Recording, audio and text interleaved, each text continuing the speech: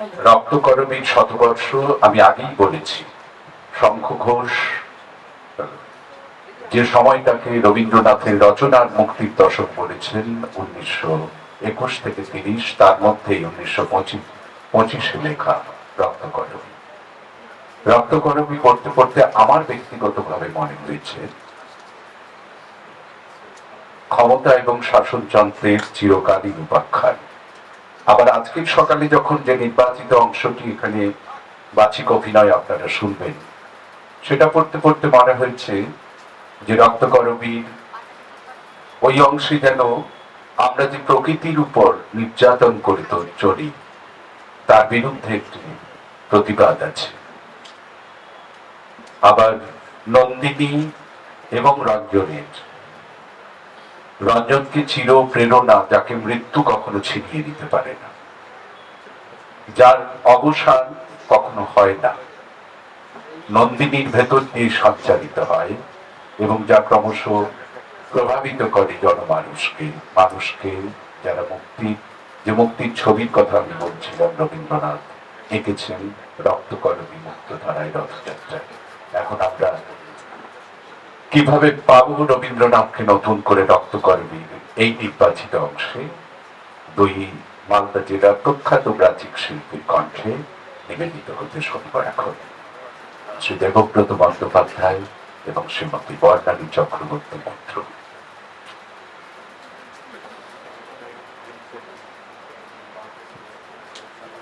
শোনো, শুনতে পাচ্ছ? নন্দা, শুনতে পাচ্ছি, কিন্তু বারে বারে দেখো না, আমার সময় নেই একটুও না।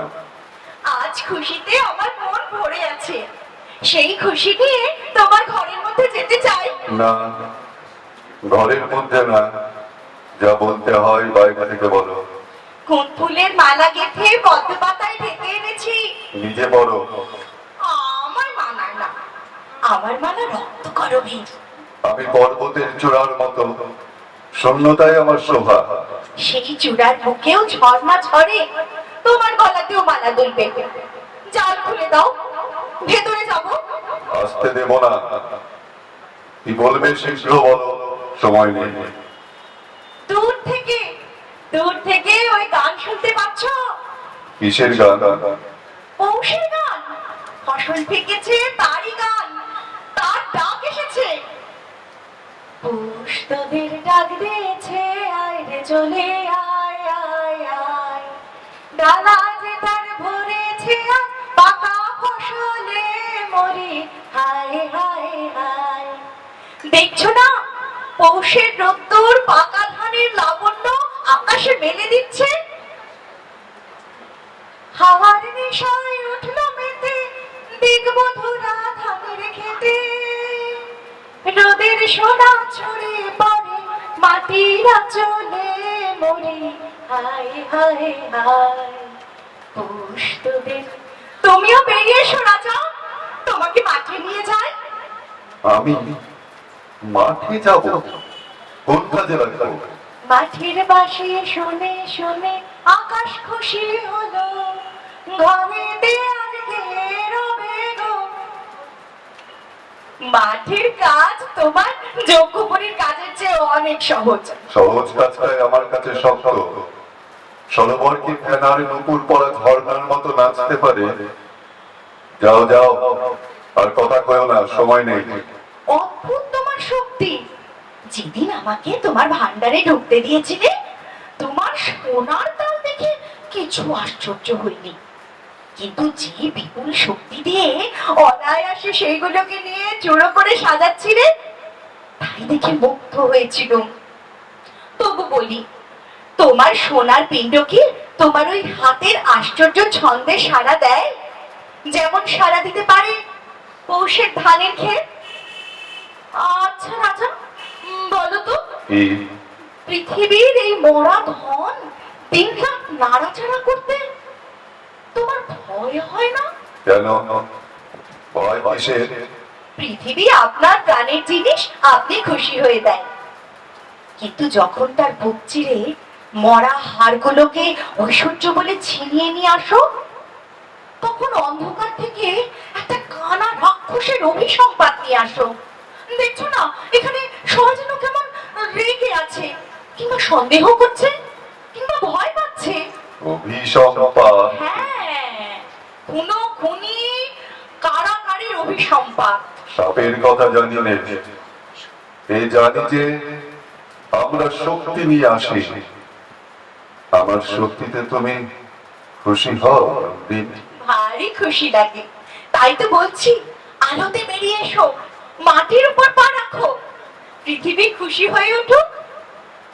আলোর খুশি উঠল জেগে, ধানের শীষে শিশির লেগে, ধরার খুশি ধরে না গো, ওই যে উথালে মরি, হায় হায় হায়। নন্দিনী, তুমি কি জানো বিধাতা তোমাকেও রূপের আড়ালে অপরূপ করে রেখেছেন? তার মধ্যে থেকে ছিনিয়ে তোমাকে আমার মুঠোর ভিতর পেতে যাচ্ছি, কিছুতেই ধরতে পারছি না। আমি তোমাকে উল্টিয়ে পাল্টিয়ে দেখতে চাই, না পারি তো ভেঙে চুড়ে ভাঙতে চাই। ও কি বলছো তুমি? তোমার ওই রক্ত কলমের আভাটুকু ছেঁকে নিয়ে আমার চোখে অঞ্জন করে পড়তে পারিনি কেন? সামান্য পাপড়ি কটা আঁচল চাপা দিয়ে বাধা দিয়েছে, তেমনি বাধা তোমার মধ্যে কোমল বলেই কঠিন। আচ্ছা নন্দিনী, আমাকে কি মনে করো খুলে বলো তো। সে আর একদিন বলবো, আজ তো তোমার সময় নেই, আজ যাই। না না, যেও না যেও না, বলে যাও আমাকে কি মনে করো বলো। কতবার বলেছি তোমাকে মনে করি আশ্চর্য, প্রকাণ্ড হাতে প্রচন্ড জোর ফুলে ফুলে উঠছে, আর সেই ঝড়ের আগেকার মেঘের মতো দেখে আমার মন নাচে। রঞ্জনকে দেখে তোমার মন যে নাচে, সেও কি? সে কথা থাক, তোমার তো সময় নেই। আছে সময়, শুধু এই কথাটি বলে যাও। সে নাচের তাল আলাদা, তুমি বুঝবে না। বুঝবো, বুঝতে চাই। সব কথা ঠিক বুঝিয়ে বলতে পারি না, আমি যাই। যেও না, বলো আমাকে তোমার ভালো লাগে কিনা। হ্যাঁ ভালো লাগে, রঞ্জনের মতোই। ঘুরে ফিরে একই কথা, এসব কথা তুমি বুঝো না। কিছু কিছু বুঝি। আমি জানি রঞ্জনের সঙ্গে আমার তফাৎটা কি। আমার মধ্যে কেবল জড়ি আছে, রঞ্জনের মধ্যে আছে জাদু। জাদু? জাদু বলছো কাকে? বুঝিয়ে বলবো। পৃথিবীর নিচের তলায় পিণ্ড পিণ্ড পাথর লোহার সোনা, সেইখানে রয়েছে জোরের মূর্তি। উপরের তলায় একটুখানি কাঁচা মাটিতে ঘাস উঠছে, ফুল ফুটছে, সেইখানে রয়েছে জাদুর খেলা। দুর্গম থেকে হিরে আনি, মানিক আনি, সহজের থেকে ওই প্রাণের জাদুটুকু কেড়ে আনতে পারি নে। তোমার এত আছে, তবু কেবলই আমার লোভের মতো কথা বলো কেন? আমার যা আছে সব বোঝা হয়ে আছে নন্দিনী। সোনাকে জমিয়ে তুলে তো পরশমণি হয় না, শক্তি যতই বাড়ায় যৌবনে পৌঁছলো না। তাই পাহারা বসিয়ে তোমাকে বাঁধতে চাই। রঞ্জনের মতো যৌবন থাকলে ছড়া রেখে তোমাকে বাঁধতে পারত। এমনি করে বাঁধনের রশিতে কাঠ দিতে দিতেই সময় গেল। আরে আর সব বাধা পড়ে, কেবল আনন্দ বাধা পড়ে না। তুমি তো নিজেকেই জালে বেঁধেছো রাজা, তারপরে কেন এমন ছটফট করো বুঝতে পারি না। বুঝতে পারবে না, বুঝতে পারবে না। আমি প্রকাণ্ড মরুভূমি, তোমার মতো একটি ছোট্ট ঘাসের দিকে হাত বাড়িয়ে বলছি, আমি তপ্ত, আমি রিক্ত, আমি ক্লান্ত। তৃষ্ণার দাহে এই মরুটা কত উর্বরা ভূমিকে লেহন করে নিয়েছে, তাতে মরুর পরিসরই বাড়ছে। ওই একটুখানি দুর্বল ঘাসের মধ্যে যে প্রাণ আছে, তাকে আপন করতে পারছে না। তুমি যে এত ক্লান্ত, তোমাকে দেখে তো মনেই হয় না। আমি তো তোমার মস্ত জোরটাই দেখতে পাচ্ছি। নন্দিন, একদিন দূর দেশে আমারই মতো একটা ক্লান্ত পাহাড় দেখেছিল। বাইরে থেকে বুঝতেই পারিনি তার সমস্ত পাথর ভিতরে ভিতরে বেঁধিয়ে উঠেছে। একদিন গভীর রাতে ভীষণ শব্দ শুনলাম, যেন কোন দৈত্যের দুঃস্বপ্ন গুমড়ে গুমড়ে হঠাৎ ভেঙে গেল। সকালে দেখি পাহাড়টা ভূমিকম্পের টানে মাটির নিচে তলিয়ে গেছে। শক্তির ভার নিজের অগোচরে কেমন করে নিজেকে পিষে ফেলে, সেই পাহাড়টাকে দেখে তাই বুঝেছিলাম। আর তোমার মধ্যে একটা জিনিস দেখছি, সে এর উল্টো। আমার মধ্যে আমার মধ্যে কি দেখছো? বিশ্বের বাঁশিতে নাচের যে ছন্দ বাজে, সেই ছন্দ। বুঝতে পারলুম না। সেই ছন্দে বস্তুর বিপুল ভার হালকা হয়ে যায়। সেই ছন্দে গ্রহ নক্ষত্রের দল ভিখারি নটবালকের মতো আকাশে আকাশে নেচে বেড়াচ্ছে। সেই নাচের ছন্দেই নন্দিনী তুমি এমন সহজ হয়েছ, এমন সুন্দর। আমার তুলনায় তুমি কতটুকু, তবু তোমাকে ঈর্ষা করি। তুমি নিজেকে সবার থেকে হরণ করে রেখে বঞ্চিত করেছো। সহজ হয়ে ধরা দাও না কেন? নিজেকে গুপ্ত রেখে বিশ্বের বড় বড় মালখানার মোটা মোটা জিনিস চুরি করতে বসেছি, কিন্তু যে দান বিধাতার হাতের মুঠির মধ্যে থাকা, সেখানে তোমার চাপার কলির মতো আঙুলটি যতটুকু পৌঁছয়, আমার সমস্ত দেহের চর্চি তার কাছে যায় না। বিধাতার সেই বদ্ধ মুঠি আমাকে খুলতেই হবে। তোমার এসব কথা আমি ভালো বুঝতে পারি না, আমি জানি।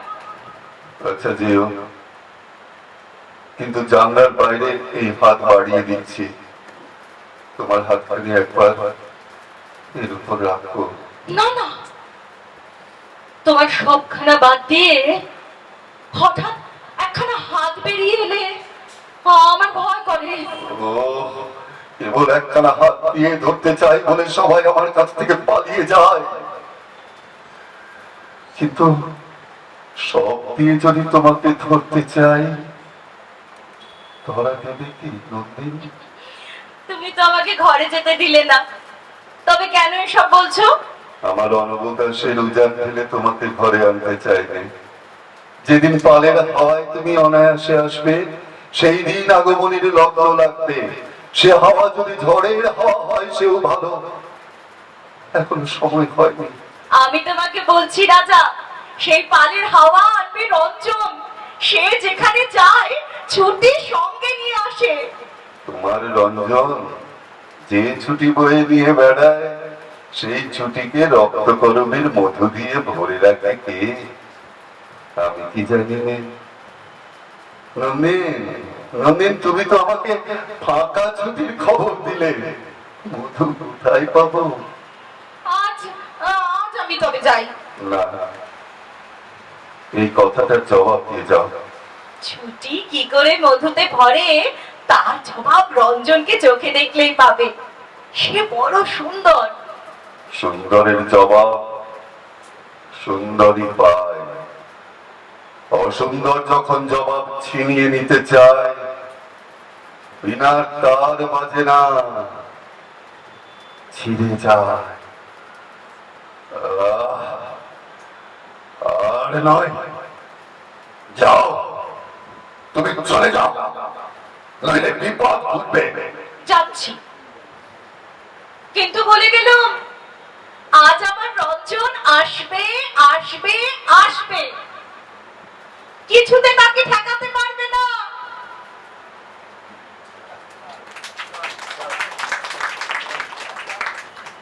ধন্যবাদ সুস্মিতা দিকে এমন সুযোগ দেওয়ার জন্য। ধন্যবাদ। অসাধারণ শ্রুতি নিবেদন। রক্তকর্মী নির্বাচিত অংশ বাচিক শিল্পী শ্রী দেবব্রত বন্দ্যোপাধ্যায় এবং সুবর্ণালী চক্রবর্তী, যার